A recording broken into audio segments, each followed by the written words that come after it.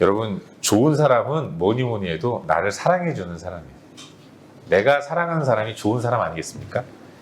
우리 하나님만큼 나를 사랑하는 분이 없어요. 내가 사랑할 분은 오직 하나님밖에는 없습니다. 다 소용없습니다. 하나님밖에 없어요. 오늘도 좋으신 하나님, 나를 사랑하시고 내가 사랑해야 할 하나님이 말씀하세요. 인간의 입술을 통해서 하나님 말씀이 선포되는데 이 말씀 하나님 말씀이라고 굳게 믿으면서 하나님을 기대하는 마음으로 말씀에 집중하시기를 바라고 그 가운데서 새 힘을 얻고 그 힘 가지고 세상 가운데서 승리하는 거룩한 주의 백성들 될 수 있기를 바라겠습니다. 아멘. 예, 방금 읽은 말씀인 이 창세기 35장 1절부터 5절까지의 말씀을 본문으로 원래의 자리로 돌아갑시다. 원래의 자리로 돌아가자라는 제목으로 하나님 말씀을 함께 나누겠습니다. 대개의 사람들은 새해를 맞이하면서 다짐이라는 걸 합니다. 한 해를 시작하면서 내가 올해는 좀 변화돼야 되겠다. 좀 달라져야겠다. 이런 생각을 하는 거죠. 새로운 각오를 하면서 작년과는 다른 새해, 그리고 좀 더 발전된 모습, 이걸 꿈꾸면서 굳게 마음을 먹고 이제 새해를 시작합니다. 어떤 분들은 그 SNS에 그 상태 메시지를 기록하는 거 있잖아요. 거기다가 닥치고 개혁이라고 쓰신 분들도 있더라고요. 어찌됐든지 내가 좀 바뀌어야겠다. 이런 생각을 하면서 한 해를 시작하는 경우가 참 많이 있는 것 같아요. 근데 여러분, 새해를 맞이하면서 우리의 바람과 소망이 그렇게도 뭐 좀 달라져야겠다라는 개혁이라고 한다면, 우리의 소망과 개혁이라고 한다면, 그렇다면 진정한 개혁이란 무엇인가? 이것에 대해서 깊이 한번 생각해 보아야 할 줄로 믿어요. 그리고 우리가 반드시 기억해야 할 것은 개혁이란 뭔가 새로운 것을 시작하는 게 아니라 원래의 자리로 돌아가는 것이다 라는 것을 깊이 인식하며 살아가야 합니다. 여러분, 사실 그렇더라고요. 해 아래 새 것이 어디 있겠습니까? 뭐 하나 새로운 걸 만든다고 하더라도 다 예전에 있던 것이 다시 돌아오는 거예요. 이 땅에 새로운 것은 없는 겁니다. 진정한 개혁이라는 것, 바뀌는 것, 변화되는 것, 그건 원래의 자리로 돌아가는 것을 의미한다는 거죠. 그런 의미에서 개혁의 또 다른 이름은 뭔가를 새롭게 만들거나 앞으로 나아가는 창조나 진보가 아니라 개혁의 또 다른 이름은 회복이라고 말할 수 있는 거예요. 우리 신앙생활도 마찬가지입니다. 새해를 맞이하면서 여러분 많은 신앙적인 다짐들을 했을 것 같아요. 내가 올해는 좀 변화돼야 되겠다. 올해는 조금 더 이전과는 다른 성숙한 믿음의 모습을 가지고 살아가야겠다. 이런 신앙적 발전과 성장과 개혁을 기대하지만 우리가 정말로 이루어야 할 신앙적인 성장과 성숙, 그건 새로운 어떤 모습을 향해 앞으로 나아가는 것이라기보다는 내가 있어야 할 원래의 자리로 돌아가는 것, 그걸 신앙적 개혁이라고 말할 수 있는 것이죠. 이걸 잊지 말고 살아가야 하는 거예요. 그렇다면 여러분, 개혁의 목적이 뭡니까? 왜 우리는 자꾸만 변화되려고 하겠습니까? 이유는 간단해요. 그래야 지금보다 더 나은, 더 좋은 삶을 살 수 있다고 믿기 때문에 그런 것입니다. 내 삶이 변화되기를 바라는 이유는 변화되어야 이전과는 다른, 좀 더 행복하고 좀 더 풍성한 은혜의 삶을 살 수 있다고 믿기 때문에, 그래서 우리는 개혁을 기대하고 또 앞으로 나아가는 진보를 꿈꾸며 소망하며 나아가는 것이죠. 근데 우리 인생 가운데 있어서 좋은 것이란, 나는 좋은 것을 기대하면서 개혁을 원하지만 사실 우리 인생 가운데서 좋은 것이라는 것은 뭔가 새롭게 그리고 획기적이고 전향적인 것을 만들어내는 것이 아니라 처음의 자리로 돌아가는 것, 원래의 상태로 복원되는 것, 그게 가장 좋은 것이다라는 사실을 우리는 잊지 말아야 하는 것입니다. 우리 삶 가운데 근심이 많아요. 걱정이 많습니다. 그래서 우리가 기대하는 게 뭐겠습니까? 애기들 바라보면서 야, 쟤는 참 근심도 없고 걱정도 없겠구나. 맛있는 거 주면 좋아하고 또 그냥 소리 한번 지르면 알아서 누가 해주는 어린 아이의 시절로 돌아가고 싶은 거 아니겠습니까? 그게 가장 순결하고 온전한 삶의 모습이라고 믿기 때문에 그런 거죠. 우리도 마찬가지입니다. 진정한 풍성함의 길은 뭔가 새로운 어떤 것들을 만들어내는 것이 아니라 원래의 자리로 돌아가는 데 있다는 것을 잊지 말아야 돼요. 여러분, 우리가 분명히 알고 인정해야 할 것이 있는데, 우리 하나님은 처음부터 이 땅을 완벽하게 창조하셨다는 것입니다. 전능하신 하나님은 전능하신 능력으로 이 세상을 창조하실 때 가장 완벽하게 수리가 필요 없고 보수가 필요 없는 온전한 모습으로, 형태로 이 땅을 창조했다는 거예요. 창조는 완벽했다는 겁니다. 하지만 그럼에도 불구하고 지금 이 땅이 이렇게 망가진 이유가 뭔가? 세상 말로 이 모양 이 꼴인 이유가 뭔가? 창조가 불완전해서 그런 것이 아니라 우리가 다 망쳐놨기 때문에 그런 거예요. 하나님이 만드신 인간이 하나님을 반역하고 하나님을 떠나서 우리 안에 죄가 들어왔고, 그래서 연약한 인간의 죄성이 만지는 족족, 건드리는 족족 다 망쳐 놓았기 때문에 그런 것입니다. 마치 흙 묻은 손으로 만지는 모든 것들은 다 더러워지는 것처럼 우리는 뭔가를 하면 할수록 계속해서 엇나가고 어그러지고 더럽게 되는 이런 일들이 벌어지는 거예요. 창조는 완벽했지만 우리 인간의 연약함이 하나님께서 완벽하게 만드신 창조를 다 무너뜨리고 있다는 거죠. 그런 의미에서 다시 말씀드리지만 우리의 개혁은 우리가 한 번도 경험하지 않은 새로운 어떤 것을 시작하는 것이 아니라 우리의 연약한 죄성으로 망가뜨린 것들이 다 하나씩 하나씩 복원되는 것. 그래서 개혁의 또 다른 이름은 회복이라는 것을 잊지 말고 살아가야 하는 거예요.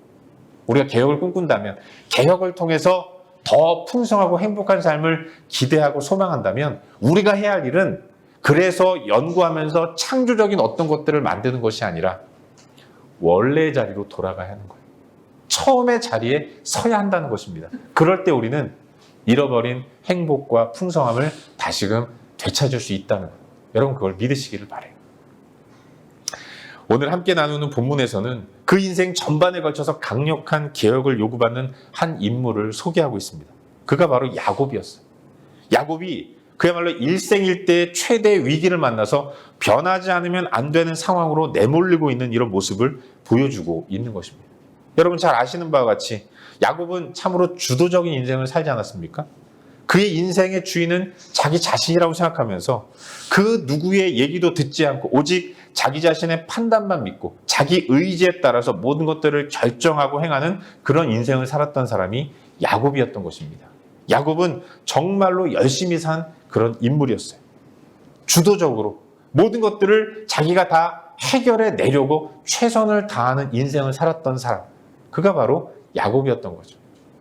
여러분 그가 그렇게 산 이유가 무엇이겠습니까? 그렇게 살아야 잘 살 수 있다고 믿었기 때문에 그래요.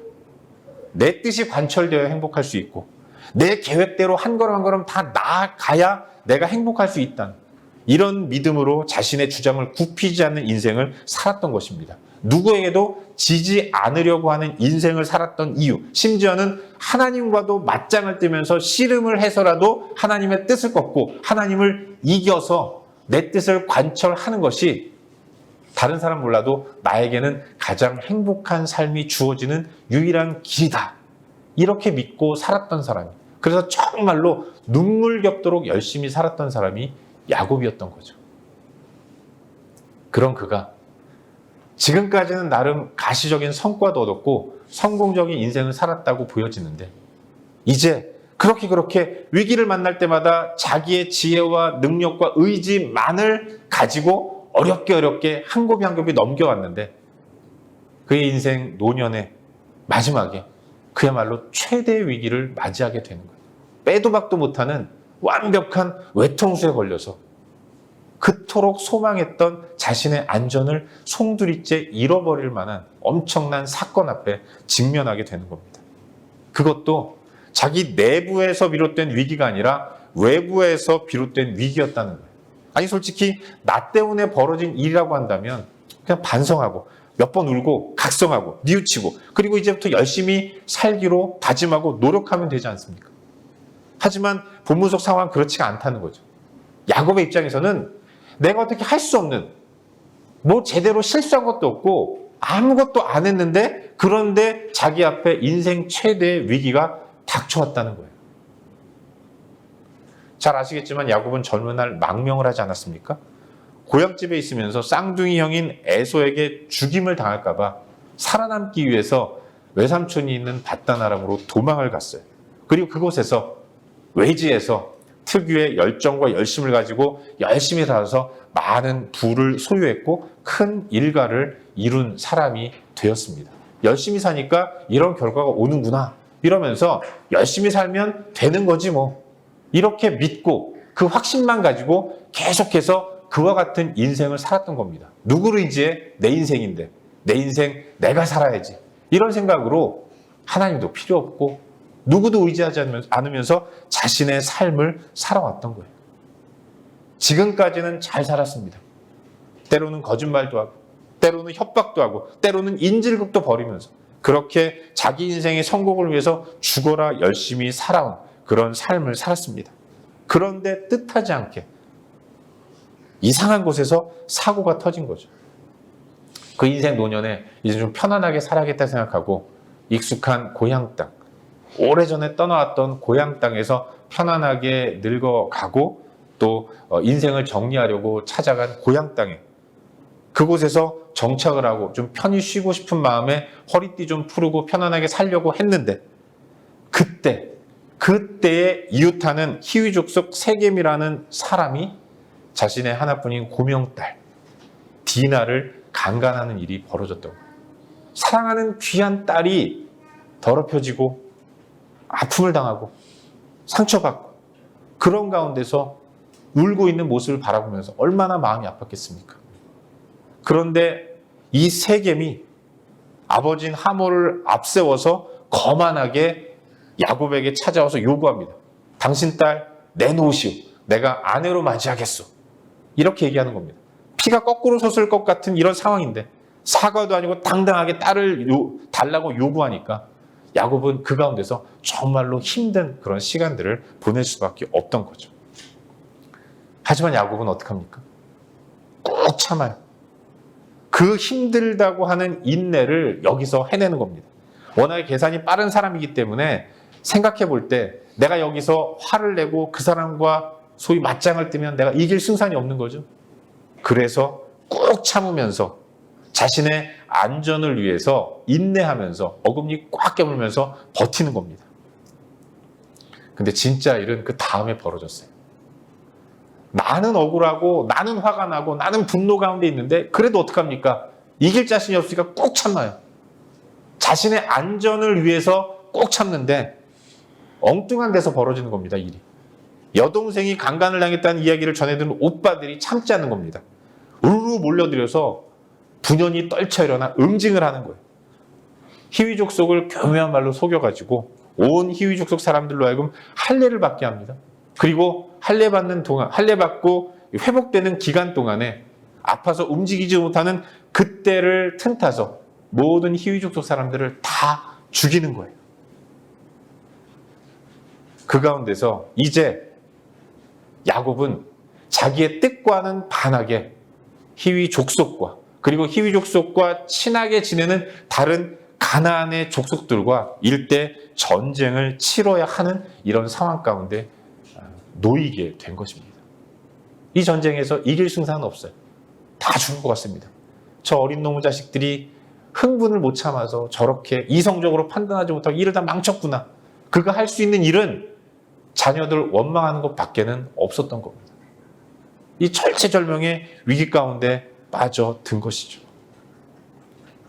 여러분, 야곱은 자기 인생을 철저하게 자기 힘으로 지켜왔습니다. 지금까지는 잘 해왔다고 생각했어요.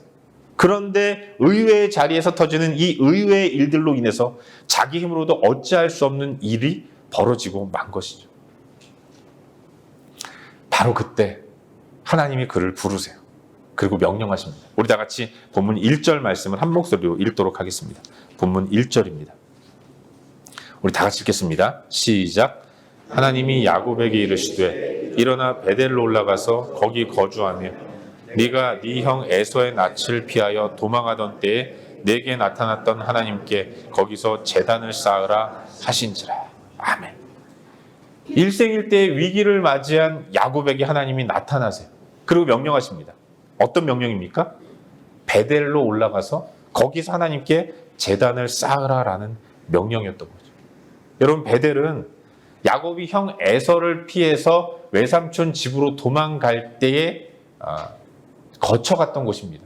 그곳에서 야곱은 하나님을 만났던 거예요. 젊은 날 그는 그 인생 가운데서 만난 첫 번째 위기 상황에서 하나님을 만났던 것이고, 이 베델이라는 곳에서 하나님을 만나는 가운데 하나님은 그에게 말씀해 주셨던 거예요. 내가 너의 하나님이고 내가 너를 보호하며 너를 인도해 주겠다. 너는 나의 사람이다. 하나님이 베델에서 야곱에게 그와 같은 메시지를 주셨던 겁니다.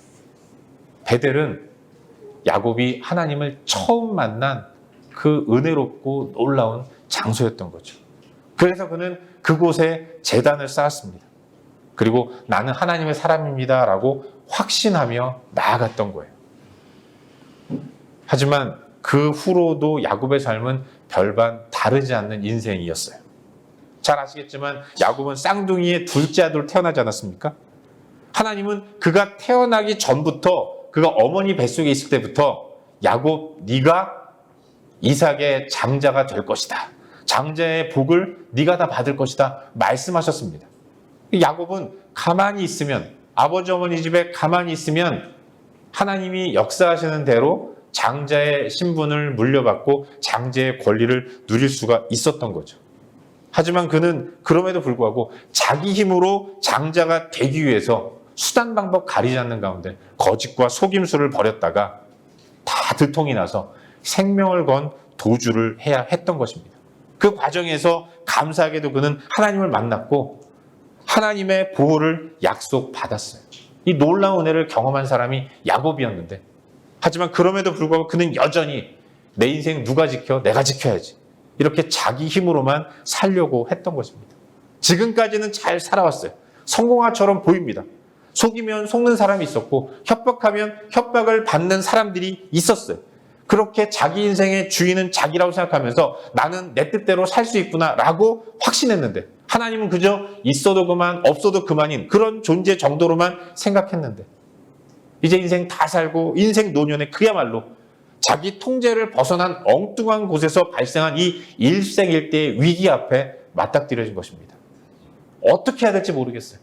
힘이라도 있으면 그 힘을 가지고 다시 한번 이 위기를 극복해 볼 수도 있을 것 같은데 이젠 힘도 없는 겁니다.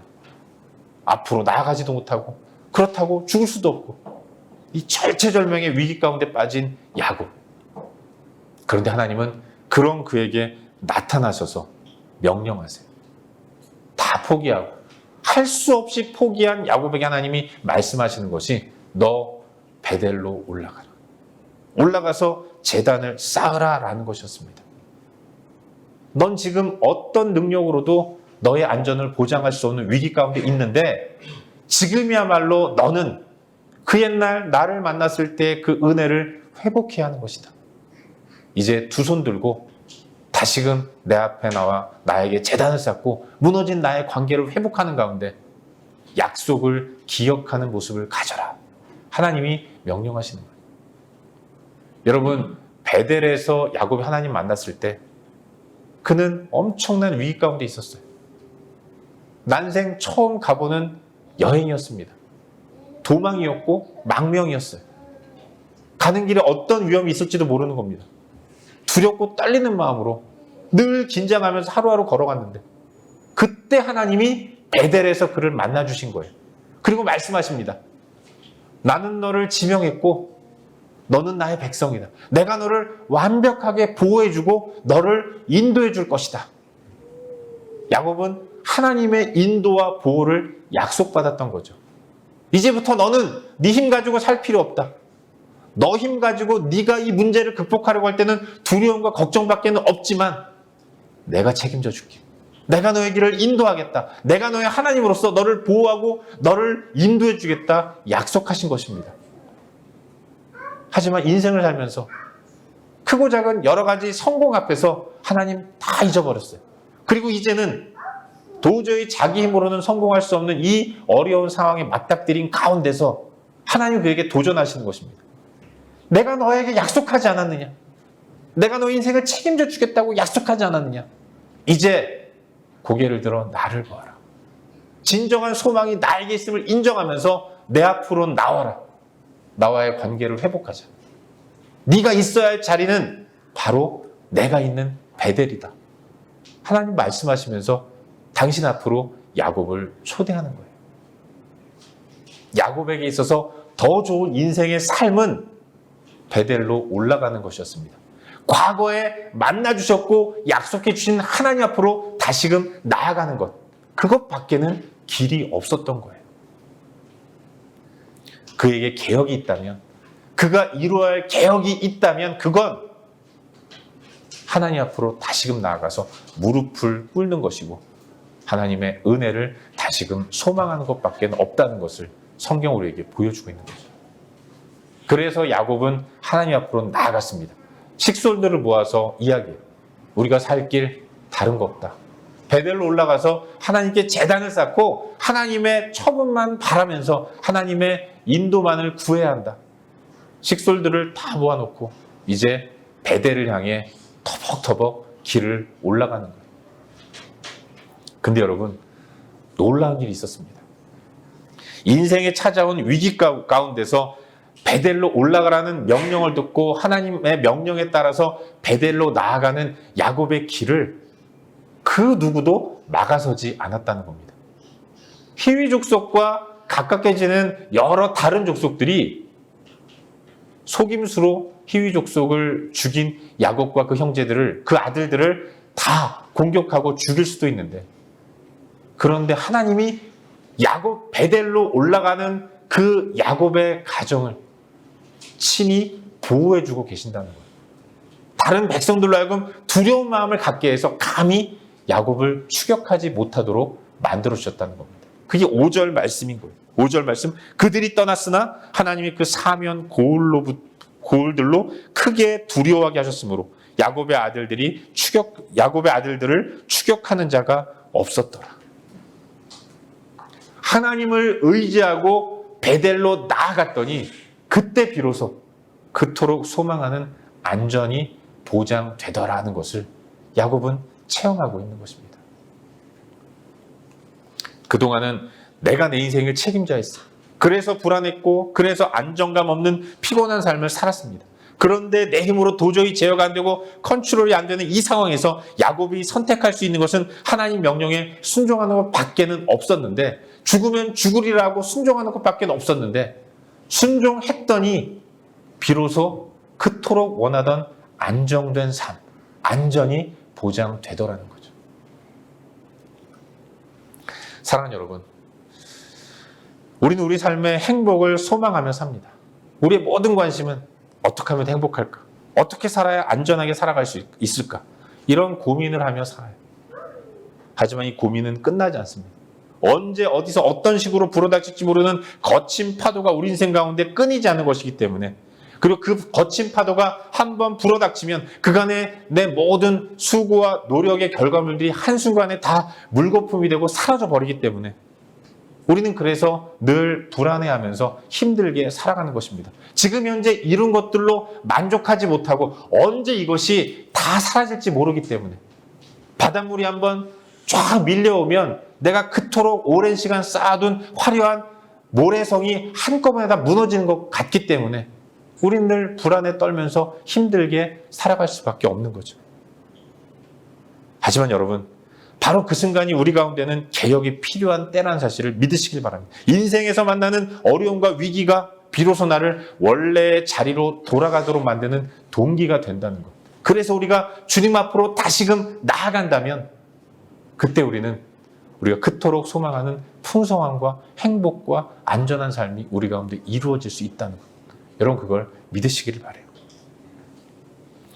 우리는 우리의 삶의 풍성함과 행복을 소망하지만 진정한 행복과 풍성함의 길은 오직 하나, 원래 자리로 돌아가는 것밖에 없다는 것을 믿으시길 바랍니다. 유턴해야 되는 거예요. 다시 돌아가야 하는 것입니다. 야곱이 행복에 이를 수 있는 유일한 길은 그 옛날 베델에서 만났던 하나님께로 나아가는 것밖에는 없었던 것입니다. 여태 그걸 하지 않아서 애먼 고생만 하면서 그렇게 헉헉대고 열심히 살았지만 여전히 불안한 삶을 살았던 거예요. 우리도 마찬가지입니다. 우리 인생 가운데 소망과 기대를 가지고 새해를 시작하지만 우리의 진정한 풍성함의 유일한 길은 다른 데 있지 않습니다. 이러저러한 프로그램을 여러 가지로 계획하고 내가 여러 가지 새로운 일들을 시작하고 그런 것이 아니라 덮은 성경을 펴고 꼿꼿이 세운 무릎을 다시금 하나님 앞에 꿇는 가운데 그저 하나님밖에 없습니다. 내 인생 인도하시는 분은 하나님밖에 없습니다. 과거의 눈물 가운데 감격 가운데 만났던 하나님을 다시금 붙드는 것, 여러분 그것밖에 없는 거예요. 베델로 돌아갈 때에만 진정한 회복이 이루어진다는 것, 여러분 그걸 믿으시길 바랍니다. 계속해서 우리 인생은 거친 파도가 우리를 향해 다가옵니다. 그러나 그 가운데서도 우리가 그 거친 파도를 뚫고 다시금 날아오를 수 있는 유일한 방법은 하나님 나를 안아주시는 겁니다. 나를 안아주시는 하나님 앞에 폭 안길 때 그때 우리는 참된 풍성함을 회복하고 은혜 가운데서 복되게 살아가게 될 줄로 믿어요. 바라기는 새로운 한 해가 시작되었는데 이 해가 우리 가운데 진정한 개혁이 이루어지는 한 해가 될 수 있기를 바랍니다. 이 2023년이 우리의 베델을 회복하며 나아갈 수 있기를 바랍니다. 과거에 내가 경험했던 베델을 추억만 하는 것이 아니라 다시금 돌아갈 수 있기를 바랍니다. 처음 하나님을 만났을 때 그 풍성한 하나님이 나의 하나님이 되어주신다는 것을 확신했을 때 가졌던 기쁨과 만족, 그걸 다시 회복할 수 있기를 바라요.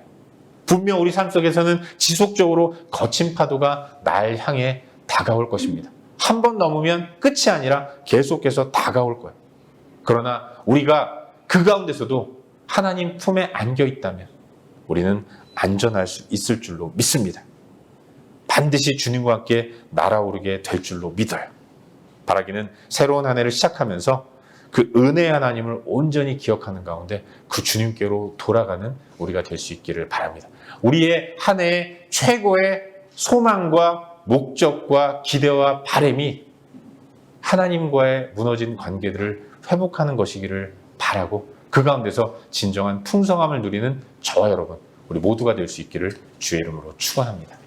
기도하겠습니다.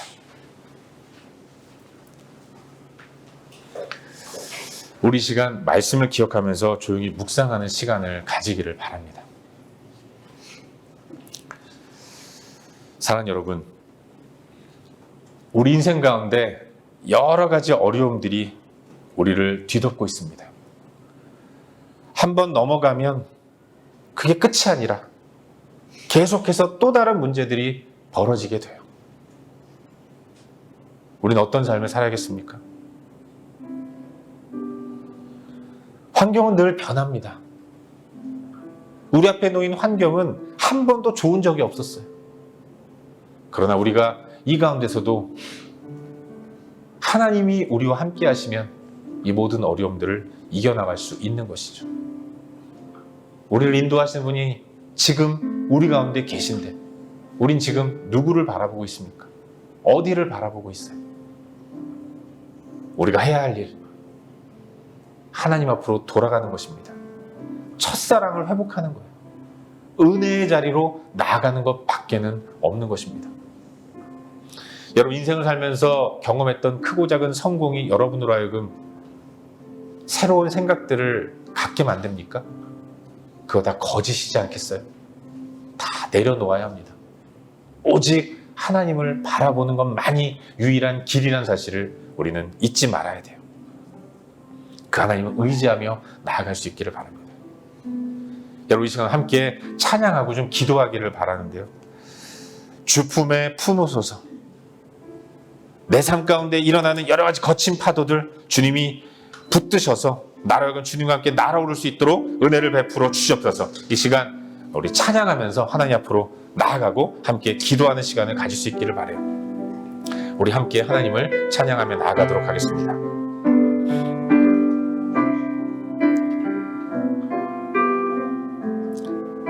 우리 함께 찬양합시다. 주 품에 품으소서. 주 품에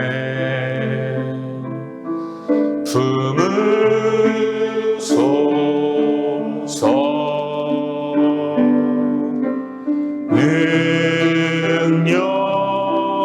능력에 발로 덮은 거친 파도 날 향해 와도 거친 파도 날 향해 와도 주와 함께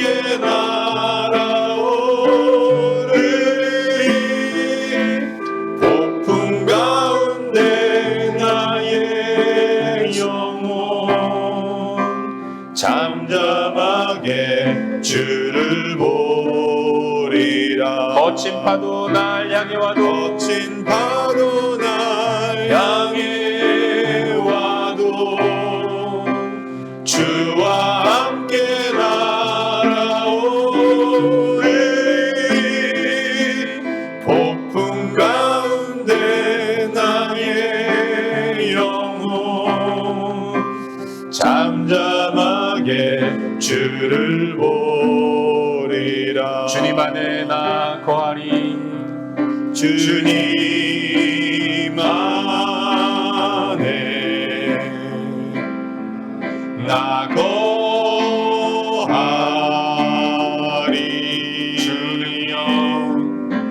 주는 나 잠잠히 믿네. 나 잠잠히 믿네. 거친 파도 날 향해 와도 주와 함께 날아오리. 폭풍 가운데 나의 영혼 잠잠하게 주를 거친 파도 날 향해 와도 두 손 좀 찬양합시다. 거친 파도 날 향해 와도 주와 함께 날아오리. 폭풍 가운데 나의 영혼 잠잠하게 주를 보리라. 이 시간 함께 기도하며 나아갑시다. 하나님, 이 시간 주님 앞에 두 손을 들며 나아갑니다. 하나님, 우리 가운데 은혜를 베풀어 주시고 내 인생 가운데 배대를 회복할 수 있도록 은혜를 베풀어 주셔서 허탄한 것들에 마음을 두지 않게 인도하시고 내가 온전히 돌아가야 할 곳, 나를 완벽하게 안전하게 지켜주시며 인도하실 분은 하나님밖에 없음을 선포하는 가운데 하나님, 주님 앞으로 온전히 돌아갈 수 있도록 은혜를 베풀어 주셔서 거친 파도가 날 향해 와도 주님이 나를 안으시고 인도하실 때 온전히 날아오를 줄 믿습니다. 하나님을 의지하면서 하나님, 주님 앞으로 온전히 나아갈 수 있도록 인도하시고 주님과의 관계를 회복하는 자리로 온전히 나아갈 수 있도록 역사하여 주시옵소서. 이 시간 함께 한 목소리로 기도하며 나아가겠습니다. 함께 기도합시다. 존귀하신 아버지 하나님, 이 시간 주님의 은혜를 갈망하며 나아갑니다. 은혜 가운데로 나아가기를 소망합니다. 내가 온전히 회복해야 할 것은 하나님의 은혜의 자리임을 고백합니다. 폭풍 가운데서도 나를 인도하시고 이끄실 하나님을 의지하며 나아갑니다. 존귀하신 하나님을 바라보고 의지하며 나아가오니 하나님, 이 시간 은혜를 베풀어 주셨고 주의 은혜로 충만케 하여 주셔서 하나님의 사랑으로 충만하게 하시고 내가 있어야 할 자리, 내가 돌아가야 할 자리가 베델임을 고백하며 은혜의 자리로 나아갈 수 있도록 인도하시옵소서. 새해를 맞이하면서 허탄한 것들을 소망하고 추구하며 그걸 향해 달려가는 것이 아니라 하나님 품 안으로 달려갈 수 있도록 인도하셨고 주님 품에 안길 수 있도록 인도하시며 주님이 보호하시고 도우시고 인도하시고 이끌어 주시는 것들을 경험하는 가운데 아버지 하나님, 베델에서 야곱에게 내가 너를 보호하고 내가 너를 인도하겠다 약속하신 그 은혜의 말씀을 우리가 다시 한번 붙드는 가운데 베델로 돌아갈 수 있도록 은혜를 베풀어 주셨소서. 아버지 하나님, 역사하여 주셨소서. 은혜를 베풀어 주셨소서. 하나님, 함께하여 주셨소서. 은혜를 베풀어 주셨소서.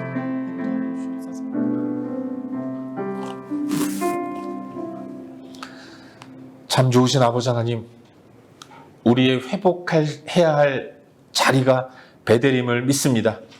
하나님, 처음 만났을 때 그 은혜의 자리를 다시금 기억하게 인도하시고 내 삶의 변화를 위해서 뭔가 새로운 어떤 것들을 찾아 헤매는 것이 아니라 하나님 품에 안겨 하나님의 인도를 따라 나아가는 온전한 삶을 소망하며 나아갈 수 있도록 인도하여 주시옵소서. 이번 한 주간도 그렇게 주님 품 안에 푹 안겨서 참된 평안을 누리는 복된 삶이 될 수 있도록 역사하여 주시옵소서. 주 예수 그리스도의 이름으로 기도하옵나이다. 아멘.